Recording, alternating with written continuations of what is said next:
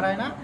భగవద్భక్తులందరికీ వైకుంఠ ఏకాదశి పర్వదిన శుభాకాంక్షలు తెలియజేస్తూ మన మందమరి పట్టణంలో గల శ్రీ పంచముఖ ఆంజనేయ స్వామివారి దేవాలయంలో ఈ రోజున వైకుంఠ ఏకాదశి పర్వదినాన్ని పురస్కరించుకొని అత్యంత వైభవపేతంగా సాక్షాత్తు రామచంద్రస్వామి మనకు వైకుంఠ ద్వారం గుండా భక్తులందరికీ కూడా ఆయన దర్శనాన్ని ఇస్తూ అందరినీ కూడా అనుగ్రహిస్తున్నాడు. చాలా అద్భుతమైనటువంటి అలంకరణతో సీతారామచంద్ర స్వామి వారు వచ్చినటువంటి విశేష భక్తజనాలందరికీ కూడా చక్కటి అనుగ్రహాన్ని ఇవ్వడం జరుగుతోంది. ముఖ్యంగా మన ప్రాంతంలోనే ఈ పంచముఖ ఆంజనేయ స్వామి వారి దేవాలయానికి అత్యంత ప్రత్యేకత ఉంది.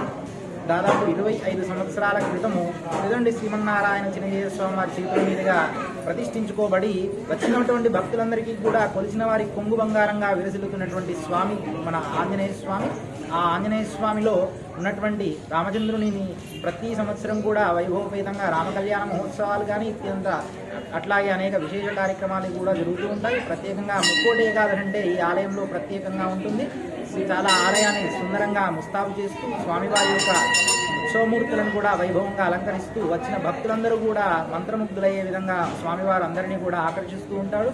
ఆ స్వామి అనుగ్రహం చేత మన దేశ ప్రజలంతా కూడా సుభిక్షంగా ఉండాలని స్వామివారిని ప్రార్థిస్తూ జై శ్రీమన్నారాయణ.